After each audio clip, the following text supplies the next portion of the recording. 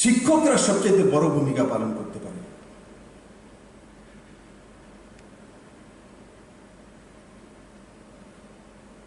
বন্ধুরা, এই রাজ্যে বহু আন্দোলন দেখেছে,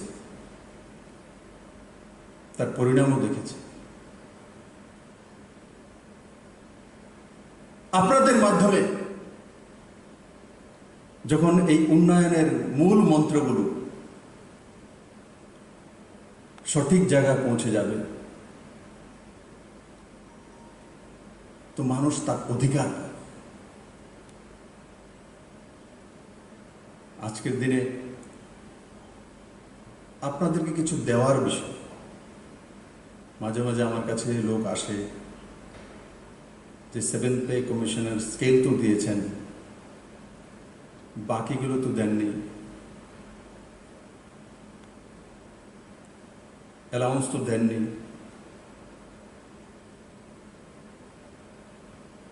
সবারই ইচ্ছে হয় যে সেন্ট্রাল গভর্নমেন্ট যে অ্যালাউন্সেস পাচ্ছে আমিও পাই।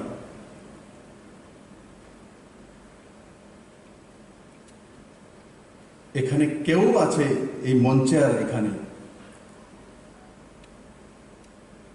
যে সরকারটা এখানে কেন্দ্র এবং রাজ্যে চলছে, এই সরকারটা যদি না থাকে, এই অ্যালাউন্সের জন্য যতই আন্দোলন করে নেন না কেন, এক ব্যক্তি ছাড়া ত্রিপুরা রাজ্যে বলতে পারে আমাকে যে আমরা পেতে পারবো? এক ব্যক্তি গ্যারান্টি দিয়ে বলে আমি দিয়ে দিতে পারবো?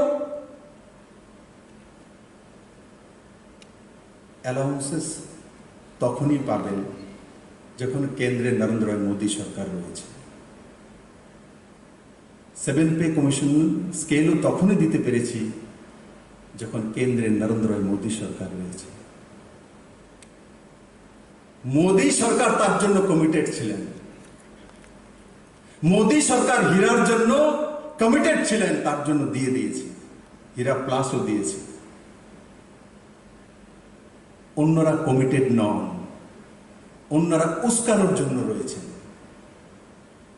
আমি আপনাদেরকে বলি, যারা উস্কানোর জন্য বলে তাদেরকে বলে দিন যে আপনারা কোথা থেকে দেবেন, তার অঙ্ক কি, কে দেবে, কোন বাজেটে আসবে, একবার বলুন, দেখবেন আর দ্বিতীয়বার আপনাদের চেহারার দিকে তাকাবে না। যদি দেবে তো নরেন্দ্র মোদী দেবে। কিন্তু আমরা দেশের আর্থিক অবস্থাও জানি, রাজ্যেরও জানি, আমরা শিক্ষিত সমাজ ব্যবস্থার মধ্যে রয়েছি। করোনাতে বড় বড় স্টেটগুলো 30% 40% স্যালারি কাট করেছে। এই সরকার কাউর এই পর্যন্ত কাট করেনি, আগেও করার চান্স নেই।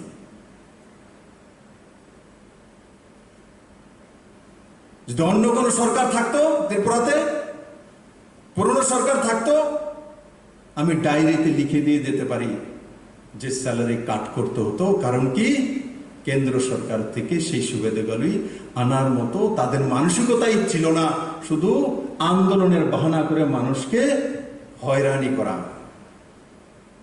তাতিয়ে তোলা যেটাকে বলে। আজকে আমি বলছি, তাতিয়ে তোলার সময় না এখন। বিশ্বজুড়ে করোনা পরিস্থিতি একটা নাকারাত্মক আবহাওয়া চলছে, পুরো দেশব্যাপী, পুরো দুনিয়াব্যাপী। তারপরে যদি আবার নাকারাত্মক সোচ থাকে, তো আমাদের বিশ্বাস সে যেটা রয়েছে, যে মানসিক শক্তি আছে, তার মধ্যে আঘাত আসে। আপনারা সবাই গুরু, আপনারা শিষ্য তৈরি করেন, তার জন্য আপনারা শিষ্যকে তেমন ভাবে তৈরি করুন যে আছে করোনার সঙ্গে মোকাবেলা করবো, সেই নেগেটিভিটিকে ধ্বংস করব, কিন্তু তার জন্য হিম্মতের সঙ্গে মোকাবেলা করে, সোশ্যাল ডিস্টেন্সিং মেনটেন করে, মাস্ক পরে, পরিষ্কার থেকে। সামনে দুর্গাপূজা আসছে, সরকার দুর্গাপূজার পারমিশন দিয়েছে, কিন্তু তার কিছু নিয়ম নীতি করে দিয়েছে যাতে সমস্ত ছেলে মেয়েরা দুর্গাপূজায় যখন যাবে সোশ্যাল ডিস্টেন্সিং মেনটেন করে থাকে। মাস্ক পরে থাকে। আর যেটা আমি শুরু করেছিলাম রতনদার নাম বলে ভিড়ের মধ্যে নাম বললেও টাকা, সেটা আমি 2018-তে যেটা আমি বলছিলাম যে আমার নামটাও যদি কেউ বলে আমারও ভালো লাগে।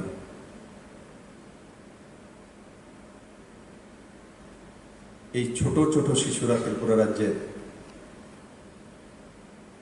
আমি যখন 2018-এর লাস্টে মানে প্রথম দিকে নামতাম তখন আমাকে নাম বলে আর বলতো না, দেখে বলতো ছোট ছোট শিশু, ওই দেখো মা চলো পাল্টাইটা যেতেছে।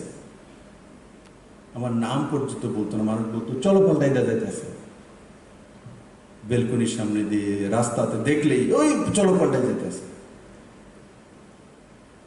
শিশুরা সমাজ পরিবর্তন করে দেয়। এমনিতে মনে হয় আমরা ডিসিশন বলছে, বাবাকে বলে চলো পাল্টারে দেখেছি।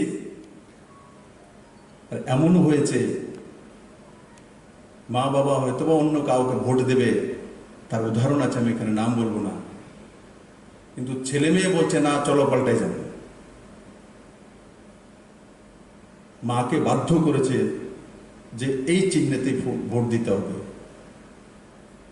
বাবাকে তালা লেগিয়ে চলে গেছে, 5টার পরে তাকে বের করব। কে করেছে? শিশুরা করেছে। তার জন্য এই যে জাগ্রতা, সেটা স্কুলের বাচ্চা ছেলে মেয়েদের মাধ্যমে বড় জাগ্রতা হতে পারে। তারা প্রভাব বিস্তার করে। আমার ছেলে মেয়ে আমার চাইতে বয়সে ছোট, আমি জন্ম দিয়েছি। একবার চোখ বন্ধ করে চিন্তা করুন তো দেখি, আপনার ঘরের সবচেয়ে প্রভাব আপনার উপরে কে ফেলে? কে ফেলে? সবচেয়ে বেশি প্রভাব ফেলবে আপনার সন্তান, হয়তোবা আপনার চাইতে 20 বছরের ছোট। আমরা এমনিতে বলি যে বাড়িতে তো গৃহিণীর কথাই মানতে হয়, বেসিক্যালি যখন সন্তান চলে আসে, শিশু হোক, তার কথা মানতে হয়। তার জন্য ত্রিপুরা তৈরি করার কারিগর আপনারা। আপনাদের কাছে সেই শিশুরা রয়েছে, সেই স্টুডেন্টরা রয়েছে। তাদেরকে যখন নতুন ত্রিপুরার যে স্বপ্ন, সাবরুমের SEZ এর স্বপ্ন, সাবরুমে বাণিজ্যিক হাব, ইন্টারন্যাশনাল হাব, চিটাগাং বন্দর, integrated checkpost, logistic hub, railway yard, এগুলো যখন কোনো টিচার বলবে, তখন ক্লাস 9-এ 10-এ 12-এর যে ছেলে আছে, সে স্বপ্ন দেখবে যে আমি BA পাস করে বা MBA করে সেখানে লজিস্টিক হাবে গিয়ে বিজনেস করতে পারবো। সে নিরাশ হবে না, তার মধ্যে এক আশা জাগৃত হবে, যেখানে 4000 কোটি টাকার ইকোনমি তৈরি হচ্ছে, ইন্টারন্যাশনাল হাব তৈরি হচ্ছে। আর গল্প নয়, প্রমাণিত, তার কাজ চলছে। তখন সেই ছেলে মেয়ের মধ্যে পারদর্শিতা বাড়বে, তার ক্যালিবার বাড়বে, তার কোয়ালিটি বাড়বে, তার মধ্যে বিশ্বাস তৈরি হবে যে আমি পাশ করে বসে থাকতে হবে না, সেখানে রোজগার করে নেব। তার জন্য কি স্কিল করতে হয়, তার ব্যবস্থা করে নেবে। আজকের দিনে আমি আপনাদেরকে যেটা আমাদের কাছ থেকে দেওয়া, সরকারের কাছ থেকে দেওয়া পলিসি, আর আপনাদের জীবন মান উন্নয়ন করা, আপনাদের পরিবার নিয়ে সুখে আছেন কিনা, ছেলে মেয়েকে পড়াতে পারেন কিনা, আপনার স্যালারি ঠিক কিনা, সেটার বিষয়ে আমি বলেছি। সেটা মোদী সরকারই করবে, নিশ্চিত করবে। আর অন্য কোনো সরকারের কাছে তার রাস্তা নেই। রাস্তা একটাই, নরেন্দ্র মোদী। সেগুলোতে একসময় তাতাবে, আর যখন খালি পা রেখে পা রাখবেন, সবচেয়ে প্রথম, সবার প্রথম আপনার পায়ে জ্বলবে, ওদের জ্বলবে না। তার জন্য সরকারের যেটা দায়িত্ব রয়েছে, যে যারাই সরকারি এমপ্লয়ি আছেন তাদেরকে দেখভাল করা, তাদেরকে সঠিকভাবে সাহায্য করা সরকার সময়ে সময়ে সেগুলো করতে থাকবে। কাউর আন্দোলন করার দরকার নেই।